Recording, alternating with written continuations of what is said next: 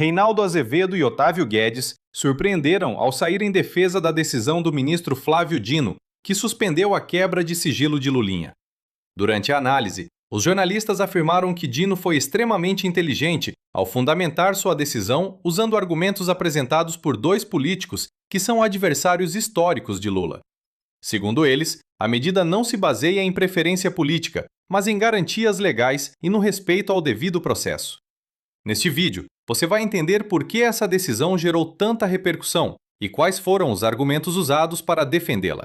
O Flávio Dino que tomou a decisão que tomou em relação à quebra de sigilo do Lulinha, e aí tem a gritaria infernal. É um absurdo completo, né? É claro que ele foi indicado por Lula, porque agora a gente deve falar das decisões do André Mendonça indicado por Bolsonaro, do Nunes Marques indicado por Bolsonaro. Como eu afirmei, e isso está na decisão do Dino, artigo 580 do Código de Processo Penal, meu senhor. E sim, os sigilos quebrados de cambulhada de pessoas, de indivíduos, fere a Constituição. E aí tem uma barbaridade que resolveram convocar, vamos para C, resolveram convocar o ministro para se explicar. Mas é convocar, convidar, mas enfim. Recebo com profunda indignação e enorme preocupação institucional a decisão liminar proferida pelo ministro Flávio Dino, que suspende os efeitos da quebra de sigilo aprovada pela Comissão Parlamentar Mista de Inquérito do INSS. Essa decisão ocorre após o presidente do Congresso Nacional, Davi Alcolumbre, ter analisado formalmente os questionamentos levantados e concluído de forma expressa que a votação realizada na CPMI respeitou integralmente o regimento e a Constituição brasileira. Ou seja, a própria presidência do Congresso reconheceu a legalidade do procedimento e manteve a decisão soberana da comissão. Enfim, o senhor conhece muito bem a Constituição, suponho, e conhece muito bem o artigo 580 do Código de Processo Penal. O senhor sabe que o ministro está agindo no absolutíssimo cumprimento da ordem legal. Fazer esse tipo de coisa é uma forma de tentar mais uma vez deslegitimar o Supremo. Que é uma onda que agora está forte. A gente faz o quê? O Supremo decide, a gente fala, o Supremo é aquilo, sabe aquele dia que a gente não gosta? Então ele decide, a gente vai lá e cobra dele e diz que está contra a lei e fala. É uma forma de degradação institucional estupidamente promovida por alguns setores da extrema-direita e hoje, infelizmente, também com a anuência de setores da imprensa. Não estou nem me referindo a esse caso agora, Master, Alexandre, não sei, estou falando de maneira geral. Né? Gente que não entende, inclusive, qual é a função do Supremo. Que não aceita o Supremo como aquele que, afinal de contas, exerce o controle de constitucionalidade. É uma aberração esse tipo de coisa. Mas agrada a muita gente. E é claro que há aqueles que têm interesse objetivo nisso. O que o Dino fez foi cumprir garantias constitucionais e fazer valer o Código de Processo Penal, artigo 580. Né? Nós queremos ser uma interpretação segura para você da lei. Né? Já disse, eu não estou aqui para fazer com que as pessoas odeiem o que eu odeio e amem o que eu amo. Eu nem odeio nada. Mas, enfim, as coisas que eu não gosto. Não, eu quero que você compreenda as decisões. Isso eu quero. Porque sempre me incomoda muito que a legalidade seja tratada como se fosse uma questão de gosto, só. Né? Que ela possa ser submetida a interpretações, sim. Questão de gosto, não. Né? E eu quero lembrei ontem aqui, mas vou reiterar. Na decisão do Dino, que serviu a Roberta Luxinger, e que ele estendeu ao Lulinha e aos demais, ele diz, este relator integrante que foi das duas casas do Congresso Nacional não ignora que a política tem regras próprias. Porém, estas não podem ser maiores que a Constituição Federal. E é papel do Poder Judiciário, especialmente do Supremo Tribunal Federal, ser o garantidor das regras do jogo, com prudência e moderação, especialmente em cuidando de garantias fundamentais relativas à privacidade e à intimidade. Assim tem de ser as coisas numa democracia.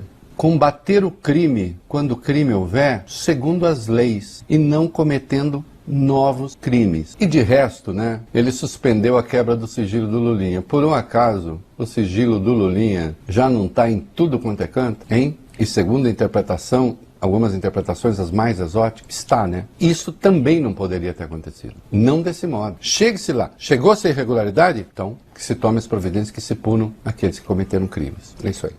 Na decisão do Dino, ele cita 2 políticos. Então, antes, só uma explicação. Como é que é a quebra de sigilo? Como é que foi a quebra de sigilo? Tinha um lote lá de 80 pedidos de quebra de sigilo. Atenção, vamos lá, quem é a favor e quem é contra? E uma votação que foi complicada e quebraram 80 sigilos. O que o Dino usa na sua decisão? Ele usa a reclamação de 2 parlamentares, Rogério Marinho, senador Rogério Marinho, que é ninguém, nada mais, nada menos do que o coordenador da campanha do rival do Lula para presidente, e usa o Marcelo Van Hatten, também que não tem nada de petista, nada a favor do Lulinha. O que Marcelo Van Hatten e Rogério Marinho alegaram? Que você não pode quebrar sigilo bancário, qualquer sigilo, numa votação dessa forma. Levanta a mão, quem quer, 80. Você tem que discutir individualmente. Então, o cuidado do Dino, e que foi ali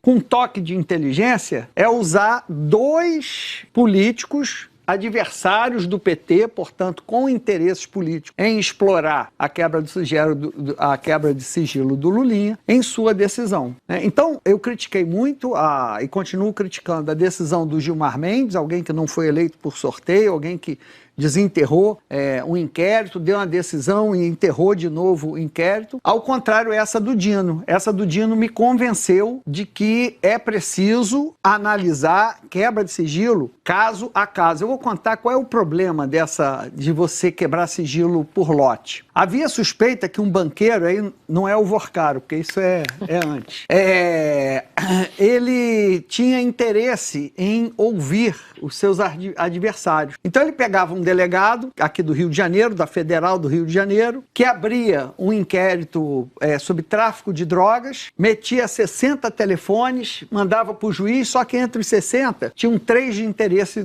tinha nada a ver com o tráfico de drogas, mas tinha o interesse do dono do banco. Então, é preciso ter muito cuidado mesmo, você na quebra de sigilo. Agora, eu sou a favor. O que importa, o sigilo do Lulinha já está quebrado. Pelo inquérito da PF, sim. Pelo inquérito da PF, o André Mendonça quebrou. Na justiça é o que importa, é o que vai dizer se é crime, se não tem crime, etc, etc. As declarações dos jornalistas Reinaldo Azevedo e Otávio Guedes trouxeram um argumento jurídico e político relevante para o debate sobre a decisão do ministro Flávio Dino, do Supremo Tribunal Federal, que suspendeu a quebra de sigilo de Fábio Luiz Lula da Silva, conhecido como Lulinha. Ambos destacaram que a decisão não se baseia em afinidade política com Luiz Inácio Lula da Silva, mas sim em fundamentos legais claros e em precedentes ligados ao devido processo legal. Segundo Azevedo, a reação política contra a decisão ignora princípios básicos da Constituição e do direito processual penal. Reinaldo Azevedo enfatizou que Dino fundamentou sua decisão no artigo 580 do Código de Processo Penal do Brasil, dispositivo que trata da extensão de decisões judiciais a réus em situações semelhantes. Para o jornalista, a crítica que associa automaticamente a decisão ao fato de Dino ter sido indicado por Lula representa uma tentativa de deslegitimar o Supremo.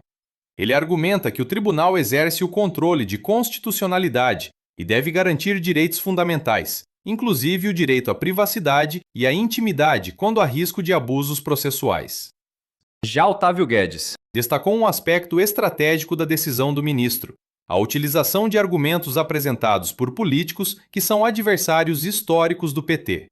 Dino citou questionamentos feitos pelo senador Rogério Marinho e pelo deputado Marcel Van Hatten, ambos críticos de Lula e de seu governo.